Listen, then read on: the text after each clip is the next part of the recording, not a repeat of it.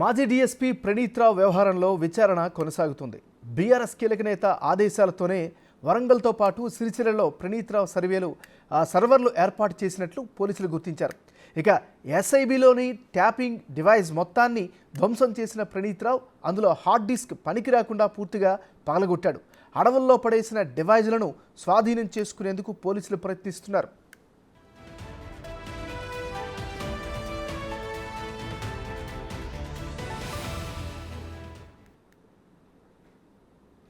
ప్రణీత్రావు విచారణకి సంబంధించి మరింత తాజా సమాచారాన్ని మా రిపోర్టర్ సురేష్ లైవ్లో అందిస్తారు. సురేష్, చెప్పండి, విచారణ ఏ స్థాయిలో జరుగుతుంది? మీ దగ్గర ఉన్న అప్డేట్స్ ఏంటి? ఈరోజు మూడో రోజు కస్టడీలో విచారిస్తున్నారు ప్రణీత్రావుకు సంబంధించి. బంజారాహిల్స్ పోలీస్ స్టేషన్లో అతన్ని ఉంచి ప్రత్యేకమైన టీంని ఏర్పాటు చేసి విచారణ కొనసాగిస్తున్నారు. గేట్లు కూడా క్లోజ్ చేశారు నిన్న నుంచి. ఎవరైతే ఫిర్యాదుదారులు వస్తారో వారిని మాత్రమే లోపలికి అనుమతిస్తున్నారు. మిగతాదంతా కూడా విచారణ జరుగుతుంది కాబట్టి లోపలికి ఎవరిని అనుమతించట్లేదు. ఖచ్చితంగా దీనికి సంబంధించిన ప్రణీత్రావు వ్యవహారం పైన పూర్తిగా ఆధారాలు రాబట్టేది. ఎందుకంటే హార్డ్ డిస్కులు, కంప్యూటర్స్ని, సర్వర్స్ని అన్నిటిని కూడా ధ్వంసం చేశాడు కాబట్టి వాటిని అన్నిటిని రీట్రైవ్ చేసే పనిలో ఇటు సైబర్ క్రైమ్ పోలీసులతో పాటు ఎఫ్ఎల్సీకి ఫోరెన్సిక్స్ ల్యాబ్కి కూడా పంపించడం జరిగింది. ఇక ప్రణీత్రావు ఇంట్లో దొరికిన డైరీలో చాలామంది పోలీసు అధికారుల ఫోన్ నెంబర్లతో పాటు అదేవిధంగా నాయకులు, ప్రతిపక్ష నాయకులకు సంబంధించిన ఫోన్ నెంబర్స్, అదేవిధంగా రియల్ ఎస్టేట్ వ్యాపారులకు సంబంధించిన ఫోన్ నెంబర్స్, వీటన్నిటిని కూడా డైరీలో రాసుకున్నాడు కాబట్టి ఆ డైరీకి సంబంధించి కూడా విచారణ జరుపుతున్నారు. ఇక ఏదైతే ఎస్ఐబిలో హార్డ్ డిస్క్లని కట్టర్లతో కట్ చేసిన తర్వాత హార్డ్ డిస్క్లు అన్నిటిని కూడా తీసుకెళ్లి వికారాబాద్లోని అడవుల్లో పడేసినట్టు ప్రణీత్రావు పోలీసులకు చెప్పడం జరిగింది. అది ఎక్కడ పడేశాడు, ఆ ప్లేస్ని కూడా ఐడెంటిఫై చేసి ప్రణీత్రావుని అక్కడికి తీసుకెళ్లి పూర్తిగా విచారించనున్నారు. ఏవైతే హార్డ్ డిస్క్లకు సంబంధించిన పూర్తిగా డ్యామేజ్ అయిన మెటీరియల్ అంతా కూడా తిరిగి స్వాధీనం చేసుకోనున్నారు పోలీసులు.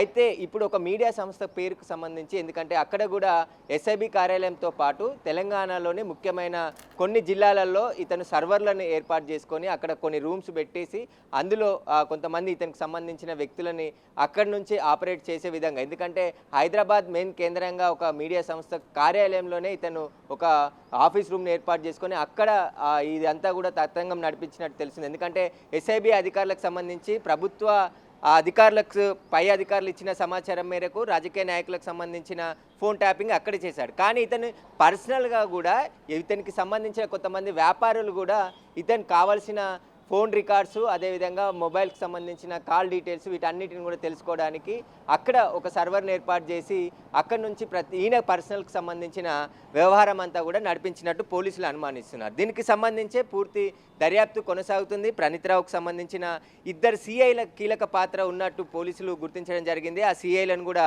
నోటీసులు ఇచ్చి విచారణకి పిలిచే అవకాశం కనబడుతుంది.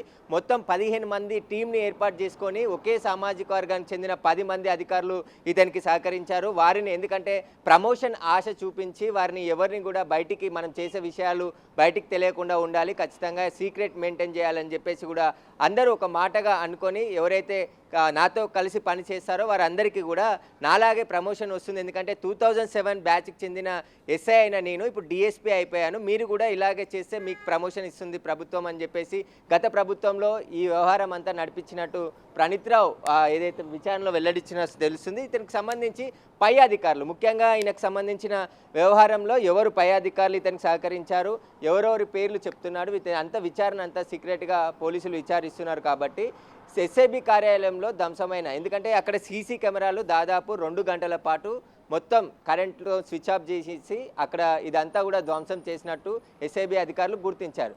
ప్రణీత్రావు ముందు ఉంచి వాటిపైన పూర్తి క్వశ్చన్స్ వేస్తున్నారు అధికారులు. ఎందుకంటే గతంలో ఎస్ఐబి టాస్క్ ఫోర్స్లో పనిచేసిన అధికారుల బృందం, ఏదైతే అనుభవం ఉన్న బృందం అంతా కూడా ప్రణీత్రావుని విచారిస్తున్నారు. వెస్ట్ జోన్ డీసీపీ ఆధ్వర్యంలో విచారణ కొనసాగుతుంది. అతనికి సంబంధించిన పూర్తి, ఎందుకంటే 7 రోజుల పాటు కస్టడీకి ఇచ్చారు కాబట్టి ఈరోజు మూడో రోజు చాలా కీలకమైన అంశాలపైన ప్రశ్నలు వేస్తున్నట్టుగా తెలుస్తుంది. ప్రస్తుతం బంజారాహిల్స్ పోలీస్ స్టేషన్లోనే ప్రణీత్రావు ఉన్నాడు. ప్రణీత్రావుకు సంబంధించిన అన్ని వ్యవహారాలపైన సమగ్రంగా దర్యాప్తు చేస్తున్నారు పోలీసులు.